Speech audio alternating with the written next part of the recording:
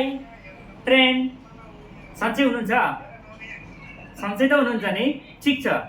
ल हेर्नु होला है म तपाईँलाई यो ट्राइसेप भन्छ नि यसको दुईवटा डम्बल किक ब्याक गर्ने तरिका सिकाउँदैछु है ध्यान दिएर हेर्नु होला ओके घरमा बसी बसी यस्तो काम गर्न सकिन्छ भनेर कुरो बुझ्नु होला ओके सुन्नु होला दो डम्बल ल्याउनु होला साना साना भए पनि हुन्छ इटा भए पनि हुन्छ ओके देख्नुहोस् यसलाई भन्छन् डम्बल किक ब्याक दो डम्बल देख्नुभयो यसरी 15 3 गर्नु होला ओके त्यसपछि म सधैँभरि तपाईँहरूलाई एक भिडियो हाल्दैछु राम्रोसँग हेर्नु होला घरमा बसी बसी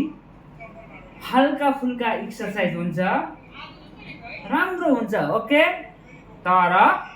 मेरी बुढी छ नि यहाँ यसले कहिले पनि भनेको मान्दिनी सधैँभरि यहाँ हेर्नुहोस् त एसी लाएर ब्ल्याङ्केट ओढेर सुतेछ यस्ताले हुन्छ हुन्न